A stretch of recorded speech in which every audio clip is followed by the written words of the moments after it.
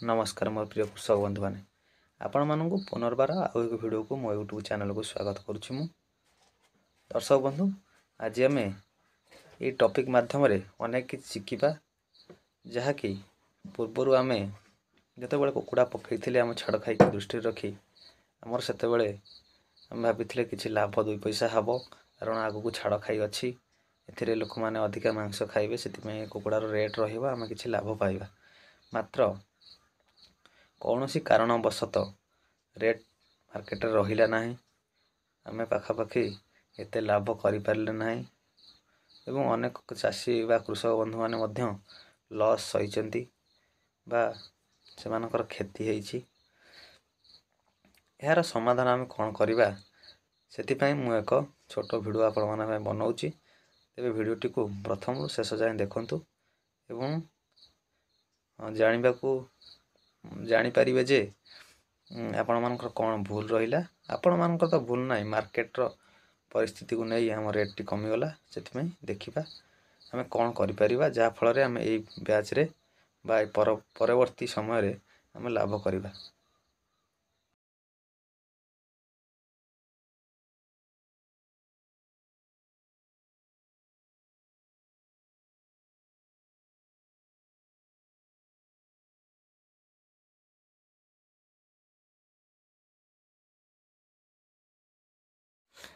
कृषक बंधु आम जो छाड़ खाई दृष्टि रखी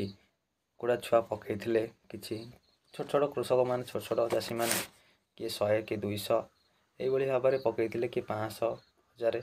ये भाव फार्म रे कलर बाड़ पकई जे छाड़ खाई रेट रहिबो मात्र बॉयलर रेट कमी जिबारु आमर छाड़ खाई कलर बाड़ रेट रहिला नाही। आम जो भाव में अनुमान करथिले जे आमर यदि रेट 130 रु 140 टंका रहे तेबे आमे 2 पैसा लाभ पाइबा मात्र सेतिक भी रहिला नाही मार्केट रेट। बॉयलर मध्य कमी गला बॉयलर 80-85 टंका 60 टंका रे मध्य किना जाइछि सेति पई कलर बाड़ मध्य रेट रहिला नाही आमे किछि मात्रा रे लॉस होइले सेति पई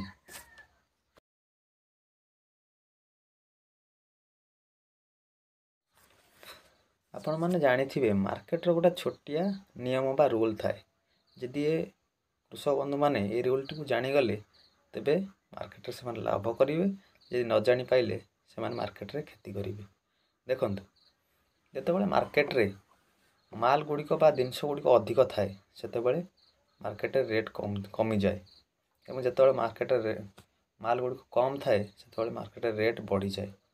देखंतु आमे जेतेबेले कुकुड़ा छुआ पकईथिले कलर बाड़ गुड़िक से छुआ रेट केते थिला 30 रु अधिक थिला 32 टंका 33 टंका थिला।